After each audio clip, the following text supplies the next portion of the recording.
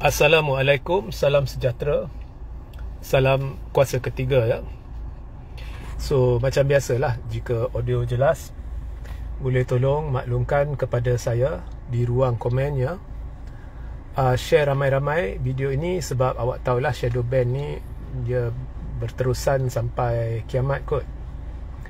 Dan juga sertai Telegram saya Regi Jesse Rita Udin, jangan lupa ya.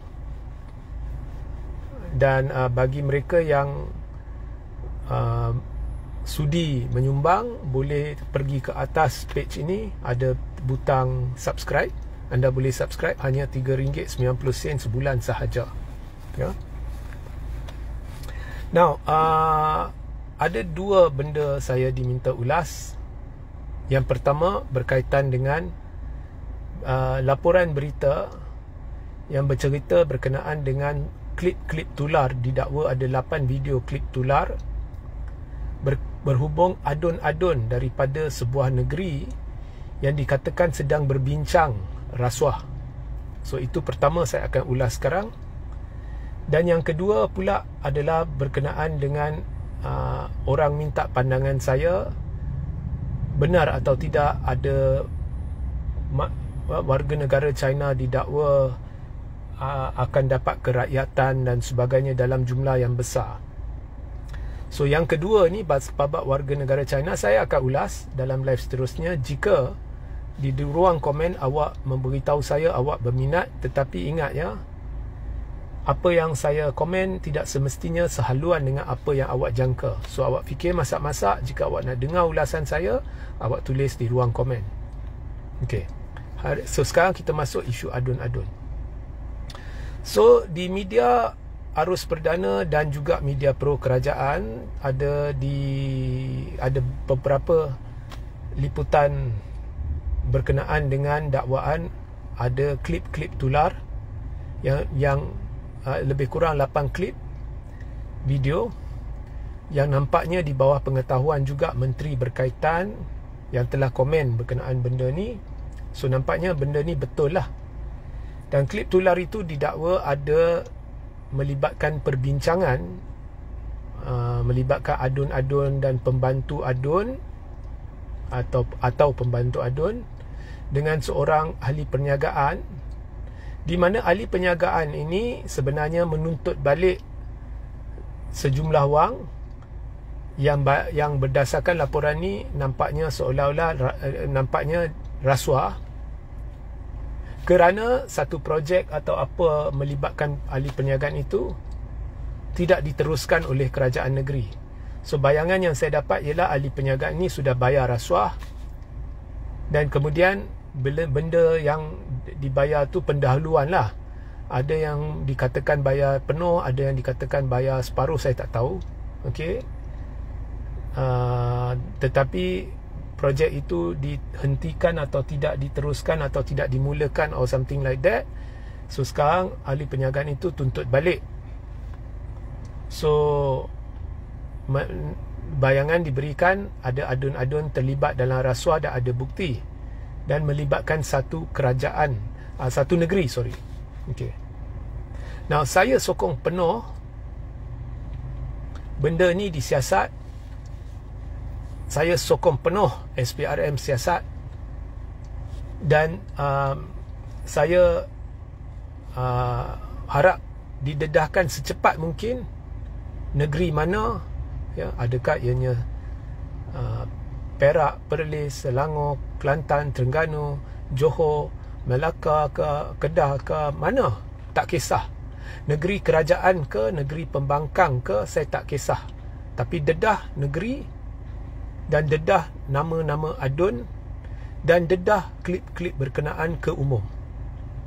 Nah, Fahmi Fadzil selaku Menteri Komunikasi telah memberitahu pemberi maklumat akan dipelihara, dirahsiakan. Itu betul sebab memang ada undang-undang, ada akta berkaitan. So pemberi maklumat, nama dia, maklumat yang didedahkan akan dirahsiakan. So berdasarkan laporan media, pemberi maklumat telah meminta jaminan nama dia akan dirahsiakan dan sebagainya. So nampaknya pendedahan lanjut akan dibuat. So dedah. Okey.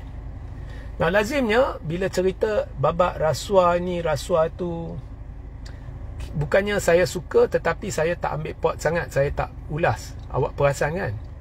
So, mengapa saya ulas isu ni?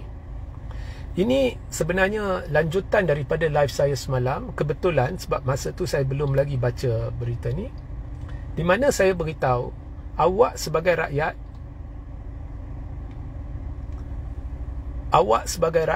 memilih wakil anda dan awak letak dalam Dewan Rakyat ke, awak letak dalam Dewan Undangan Negeri, dan untuk mewakili suara awak. Sebab sebenarnya pentadbir negara ni atau pentadbir negeri-negeri adalah awak, rakyat. Awak ni lah yang amat berkuasa. Tetapi of course, saya beri contoh, 32 juta rakyat tak boleh duduklah dalam Dewan Rakyat. Jadi rakyat dibahagikan berdasarkan sempadan pilihan raya, dan kemudian setiap kelompok rakyat dari satu-satu kawasan pilihan raya akan letak calon mereka untuk mewakili mereka, dan bila calon mereka menang, maka secara langsung rakyat telah hantar orang mereka untuk mewakili mereka ke Dewan Rakyat. Jadi satu-satu ahli parlimen dia akan mewakili beribu-ribu rakyat, dan 222 ahli parlimen mewakili 32 hingga 34 juta rakyat Malaysia. Okay? So actually awak lah yang mentadbir, tapi menerusi wakil awak. So bila awak hantar wakil awak ke Dewan Rakyat ke Dewan Undangan Negeri ke, dia dapat allowance tebal, gaji tebal, dia jadi kaya. Awak mengayakan dia, dan awak tidak kisah, kerana awak hendak dia mewakili awak sebab awak ramai. Dan awak tengah seksa. Sekarang ni situasi negara, kos harga menggila. Awak tengah seksa, dan kerajaan naikkan cukai sini, naikkan itu, harga minyak naik, dan macam-macam lagi berlaku. Awak tengah seksa di luar sana, atau mudarat, atau bergantunglah. Ada yang seksa, ada yang mudarat, ada yang tak begitu mudarat tapi terasa juga, dan macam-macam lagi, ya. So awak terima kesan negatif.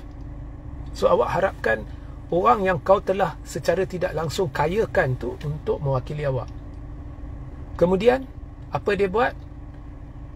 Dia mencatur untuk orang mendapat projek dan terima rasuah. Tak cukup kaya. Ini saya pantang meluat, macam nak ludah kat mereka terlibat.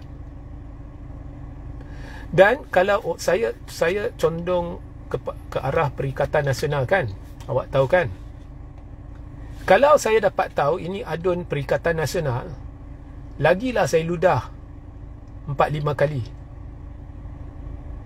ya. Lagi saya ludah 4-5 kali, sebab menghampakan penyokong dia. Okey.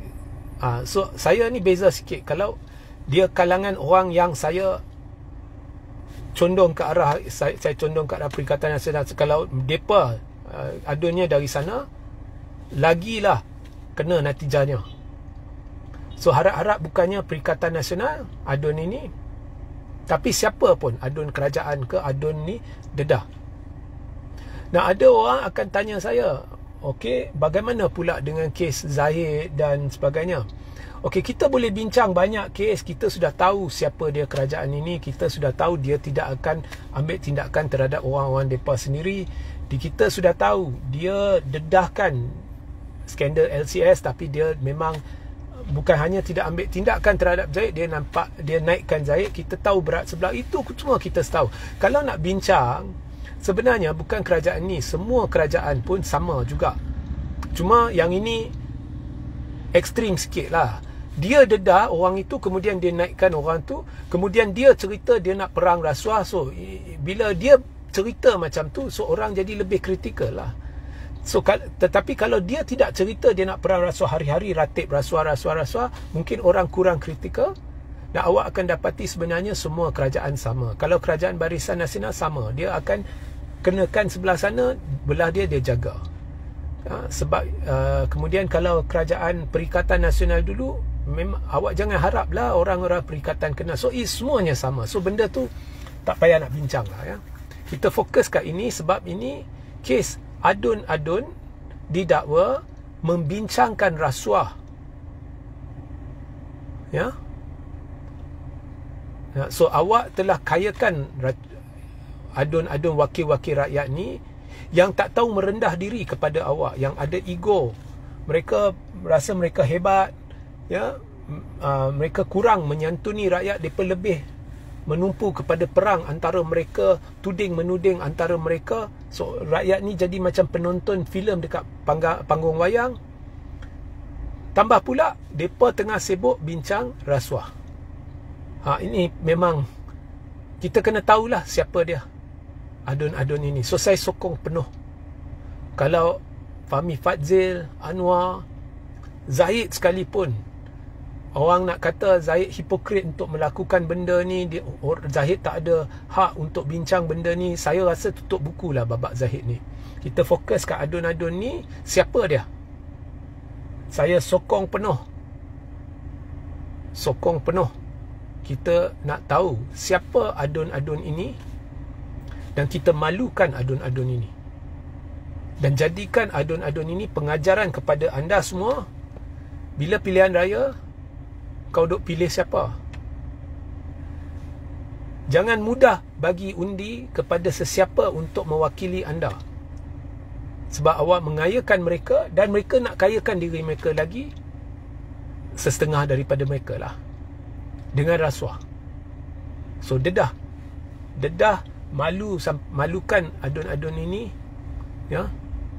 Kita nak tahu siapakah muka-muka yang sedang bincang rasuah, ya.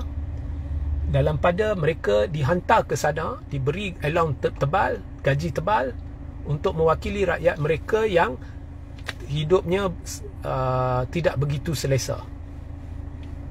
Nah, ada pihak sentiasa datang cuba hubungi saya, jumpa saya, nak beri maklumat. Dan ada satu ketika dulu macam ada pihak nak dedah benda ni kepada saya. Tak tahulah, ada orang cerita ada klip video rasuah, dia tak cerita adun ke apa kan. Saya selalu tolak, saya kata jangan datang. Saya dah bukan macam dulu, saya tak minat dah.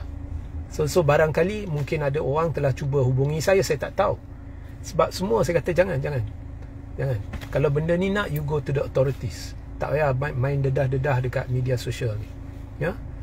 So I don't know, kebetulan ke atau memang ada orang nak cuba sampaikan benda ni. So lagi sekali, SPRM, kerajaan, saya sokong penuh dikaji benda ni, ya.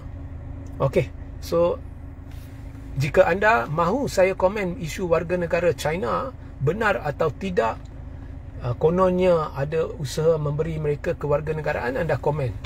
Tapi ingat, jangan harapkan saya sebut benda yang awak nak dengar. Awak nak dengar saya kata ini ke itu ke, ya, saya akan cerita kebenaran. So awak fikir masak-masak, kalau awak nak saya komen, awak tulis dalam ruang komen. Sehingga kita berjumpa di live seterusnya. Assalamualaikum, salam sejahtera, salam kuasa ketiga.